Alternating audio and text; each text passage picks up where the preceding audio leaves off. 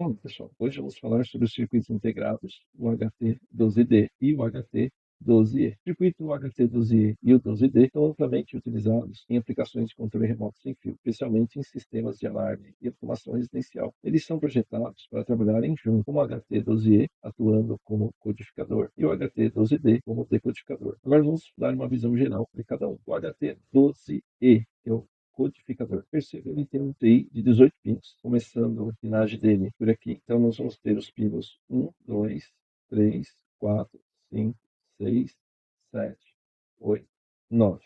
E do outro lado, 10, 11 e assim por diante até o 18, que é a alimentação. A função do HT12E é um codificador de 12 bits que converte sinais paralelos em sinais seriais. Ele é usado para enviar dados de controle remoto. Entradas. Possui 4 pinos de entrada de dados. Então, é o AD8 e o AD11.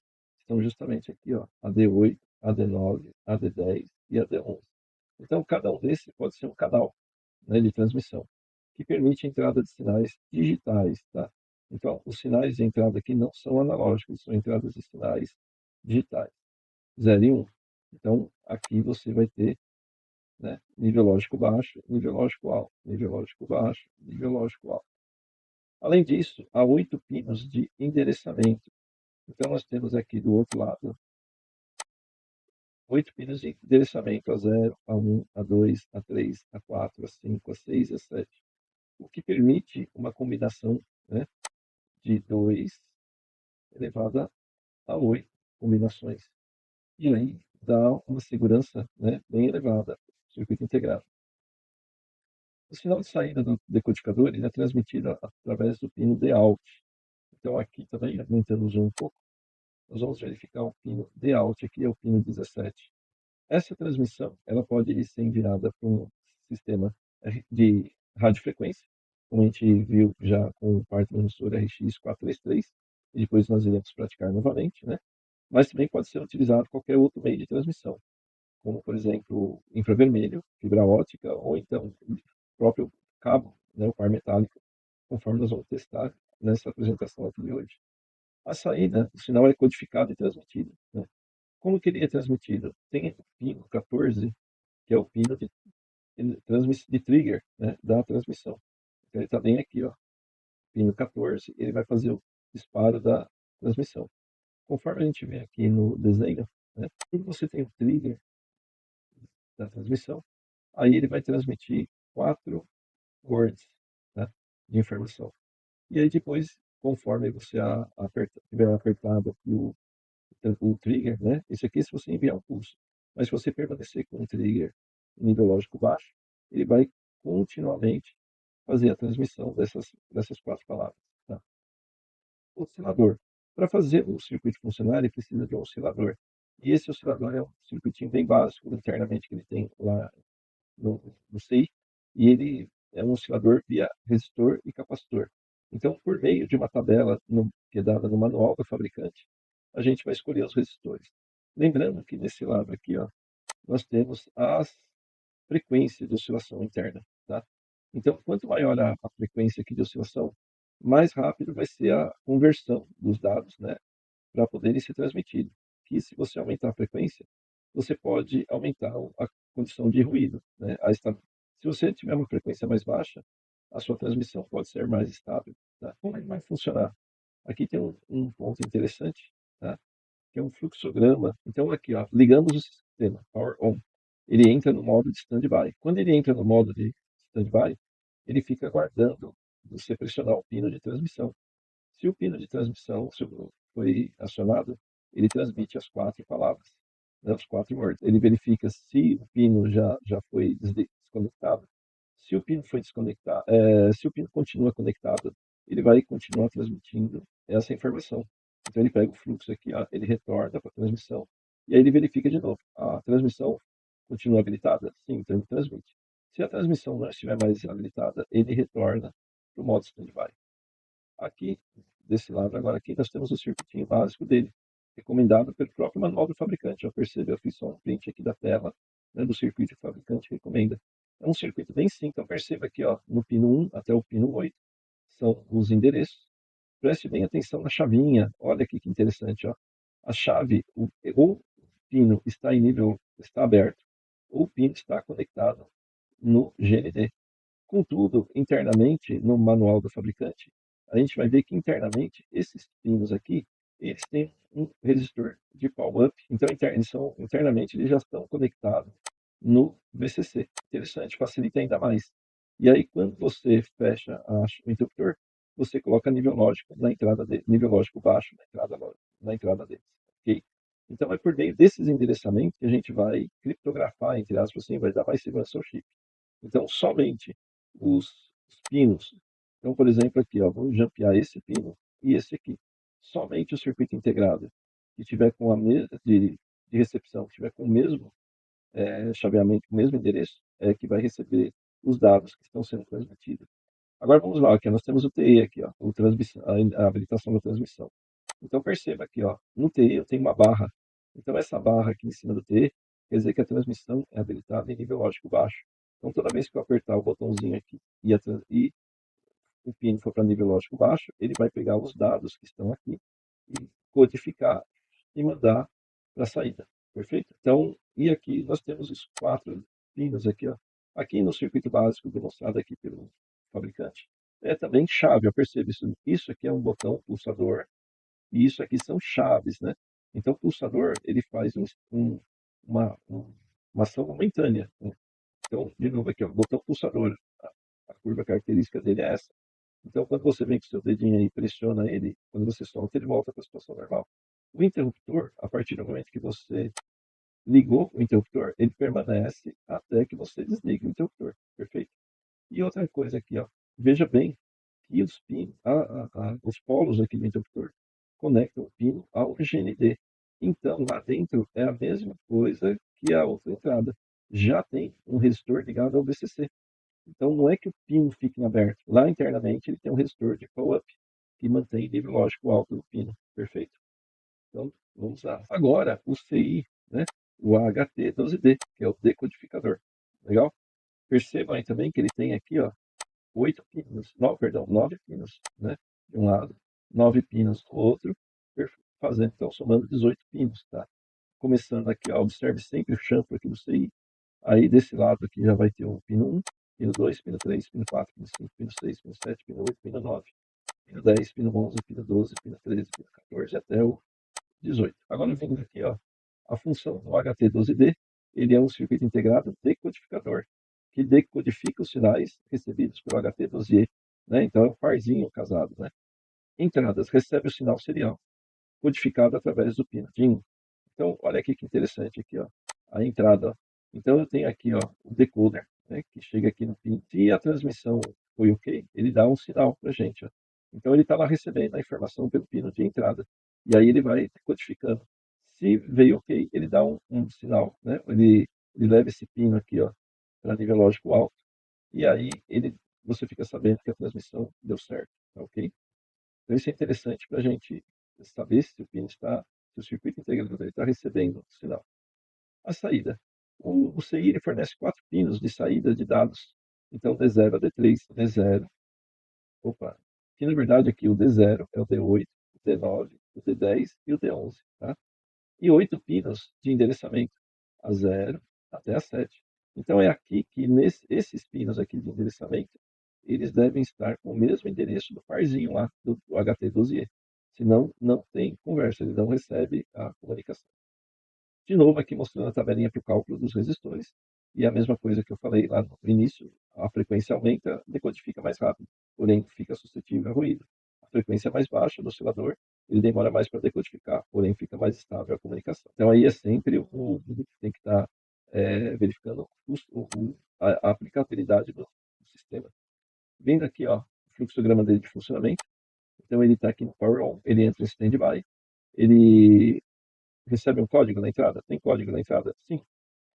Ele vê o endereçamento dos bits. O endereço dos bits está ok. Ele guarda os dados, né? Então, o endereço, o endereço que foi recebido é o mesmo que ele tem configurado. Sim. Então, ele guarda os dados. Aí ele faz uma prévia dos dados, né?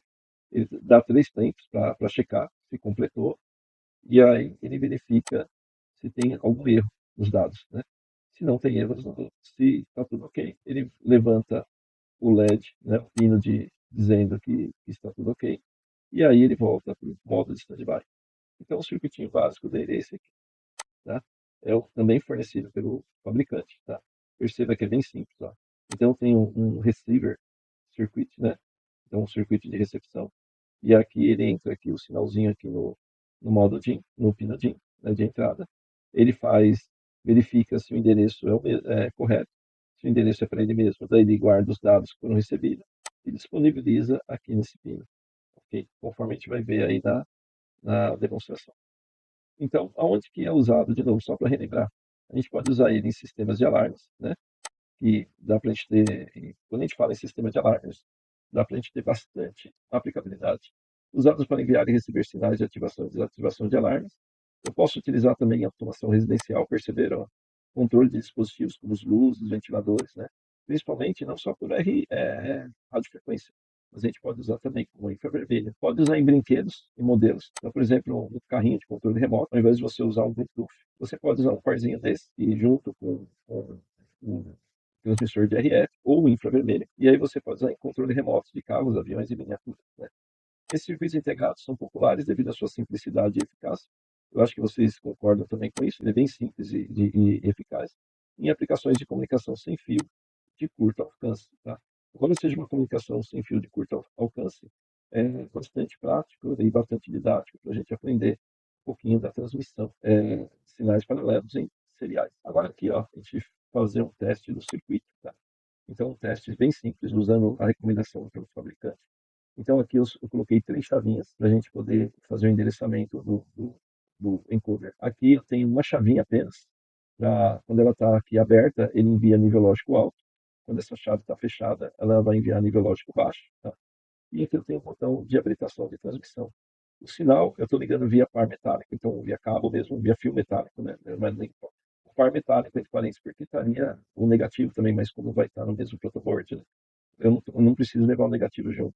Se eles tivessem protoboards diferentes, né, como a gente vai fazer aí nas atividades, aí eu levo um parzinho metálico. Esse aqui é mais didático, assim, porque quando ele está distante, aí sim a gente vai usar o transmissor de RX-TX, conforme a gente vai demonstrar depois. Então aqui eu pego um fio e ligo direto aqui, ó, a saída, que é o pino 17, ligo aqui na entrada, que é o pino 14. Na saída do decoder aqui eu tenho um LED que vai, quando o encoder caminhar um nível lógico alto para cá, vai acender o LED. Quando o encoder estiver aqui para nível lógico baixo e eu apertar a transmissão, aí vai apagar o LED aqui, perfeito? Agora, importante, atento ao manual do fabricante. Então, por exemplo, aqui, ó, para o cálculo dos valores do resistor de oscilação, que é esse resistorzinho que vai aqui, ó, tá vendo? Eu tenho um resistor aqui no decoder e tenho um resistor aqui no encoder. Não é o mesmo valor, tá? Então, tem aqui, para o cálculo dos valores do resistor de oscilação, é necessário seguir os seguintes passos, tá? Então, a frequência do oscilador do CIHT12D, ele deve ser aproximadamente 50 vezes maior que o valor da frequência do oscilador do CIHT12E. E quem disse isso? Não foi eu não, tá, pessoal? Quem está dizendo isso aí é o próprio fabricante. Eu estou vendo isso aqui, ó. Recomendado que a frequência do oscilador do decoder seja aproximadamente 50 vezes a frequência de oscilação do encoder. E aí vai depender muito da sua aplicação, tá? Então, por exemplo, como a gente está testando em bancada, eu estou usando 5 volts de alimentação. Mas você podia usar o chaveirinho aí de um alarme de carro e a alimentação seria em 3 volts. Ou geralmente nos alarmes de portão, a tensão de alimentação é 12 volts. E você for ver, muita gente usa como padrão aqui, ó, 3 kHz. Por quê? Porque estava no manual do fabricante. O fabricante deu um exemplo com 3 kHz e ficou 3 kHz. Se você for ver, mais ou menos aqui é a média, né? 3 kHz está mais ou menos na média, no meio do gráfico. Então, serviria teoricamente para a maioria das aplicações. Então, usar 3 kHz aqui, ó, e bater em 3 volts aqui, ó, bater em 3 volts, vai me dar mais ou menos um resistor de 820 quilômetros. Tá vendo? Você bate a curvinha e aí você vem aqui ver o resistor. No teste que nós estamos fazendo, nós estamos usando 5 volts. E para demonstrar que o valor de resistor muda, que depois a gente vai fazer com outro valor de resistor, tá? Então eu escolhi uma frequência aqui, ó, de 1 kHz, 2 kHz. Então a metade é 1,5 kHz. Vem trazendo para o gráfico aqui, ó, de 5 volts, né? Vai cair na linha do resistor de 2 mega, tá? O que você percebe? Às vezes é mais fácil você achar um resistor de 1 mega, de 800K, do que às vezes você achar um resistor de 2 mega. Lembrar também que a tolerância aqui do resistor, conforme aumenta o valor do resistor, mesmo que a tolerância seja de 5%, vocês vão concordar comigo que o valor aumenta, né? Então, o resistor vai ser bem difícil você achar um de 2 mega. Ele pode ser mais 2 mega mais 5%, ou 2 mega menos 5%. Então ele vai estar sempre nessa faixa, né? Nunca vai ser 2 mega certinho. Quando você diminui o resistor, você também diminui o erro, né? Você diminui a tolerância. Então você vai ter uma confiabilidade maior dos valores, tá? Mas fica a dica aí, a escolha do resistor é em função praticamente da tensão de trabalho que você está usando. Se você for usar principalmente um ESP32, aí principalmente para fazer a transmissão, não vai usar 5 volts, tá? Porque um ESP é alimentado com 3,2, então você escolhe aqui o 3 e aí você vai bater aqui, escolher a frequência mais adequada para você e já sabe qual resistor que vai usar. Então, nesse nosso circuito aqui, ó, perceba ó, que eu escolhi a frequência de oscilação de 1,5 kHz, como mostrei aqui no canal. Como frequência, portanto, a frequência do HT12D tem que ser 50 vezes a frequência do HT12E, só que eu tenho 50 vezes 1,5, que me dá uma frequência de 75 kHz. Ó, beleza. Aí a gente vem aqui no gráfico aqui, ó, e acha que ó, eu tenho 250, 50, né, 500, perdão, 250 kHz, 500 kHz, né? E aqui eu tenho o, perdão, aqui eu tenho 25 kHz, aqui eu tenho 50 kHz, porque aqui, ó, veja bem, aqui eu tenho 100 kHz, não é 100. Então aqui é a posição onde está os 75 kHz. Está aqui, ó, 75 kHz. Então eu o gráfico para cá, rebato aqui no 5 volts, que é a alimentação que a gente está usando, e terá quem é o valor do resistor que está sendo calculado. Resistor de 120K, beleza? Se eu estivesse usando frequência de 1 kHz aqui, ó, ou uma frequência maior, conforme a gente vai ver, aí o resistor muda. Então vamos lá. A alteração da frequência do oscilador do circuito HT12E e 12D afeta diretamente a taxa de transmissão e a recepção de dados. Foi como eu comentei lá na hora de explicar o circuito. Então, as frequências mais altas resultam em transmissão mais rápida, certo? Porém, introduzir instabilidade e maior suscetibilidade à interferência. Frequências mais baixas aumentam a latência da comunicação, mas podem ser mais estáveis para garantir uma operação correta. Ambos os circuitos devem estar sincronizados com a mesma frequência do oscilador. Então, isso que é importante. E depois a gente até testa, troca os resistores, né? E você vai ver que não tem conversa, ele não faz a comunicação. Agora, vamos lá para a demonstração aqui, né? Então, tá aqui, ó. Quem é quem aqui? Ó, aqui tem um circuitinho 12E, que é aqui no circuito ele é esse cara aqui, ó, tá vendo? E eu tenho o 12D, que no protoboard é esse aqui do lado esquerdo, tá? Então, perceba aqui, ó, que legal. Aqui eu tenho o 12E, tá? Então aqui tem aqui o circuitinho 12E, tá? Olha aqui, ó, aqui eu tenho um botãozinho que vai fazer o trigger da comunicação. Aqui eu adicionei um LED, tá? Só para a gente ter uma visualização melhor de quando esse botãozinho aqui ele for esse jumper aqui está simulando a chave, tá? Então, quando essa chave estiver em positivo, o LED vai estar aceso e quando apertar a transmissão aqui, vai mandar via cabo aqui, ó, o sinal. Ele vai, se o endereço tiver o mesmo aqui, ó, se o endereço tiver o mesmo. Então, isso aqui são chaves muito interessantes. A gente dá o nome de Deep Switch, tá? Então, olha que legal aqui, ó. Olha como ele facilita a nossa. Ao invés de você ficar fazendo jumper, você usa esse aqui. E aí ele tem uma chavinha aqui, ó. Então, quando esse daqui está para baixo, ele liga um polo ao outro. Então, aqui, quando ele está para cima, ele desliga, né? E aí eles têm os tamanhos certinhos que encaixam no protoboard. E isso aí você acha bastante em placas, né, de modems antiga, né, onde o pessoal faz o chaveamento e a configuração da placa, tá? Então, sem muito mais demora, perceba aqui que estão no mesmo endereço, tá? Então, esse pino aqui, ó, um está para nível alto, está desligado, e os outros dois estão ligados. Esse daqui tá, o primeiro está desligado, os dois estão desligados. Então o endereço do encoder é o mesmo do decoder, tá? Então vamos lá, vamos ligar aqui. Liguei. Agora o que que nós vamos fazer? Eu vou colocar a chavinha aqui, ó, em nível lógico alto. Perceba aqui que o LEDzinho amarelo ó, acendeu. E eu vou apertar o botão aqui, ó, da habilitar a transmissão. Ó, perceba o LED, né? O LEDzinho vermelho lá.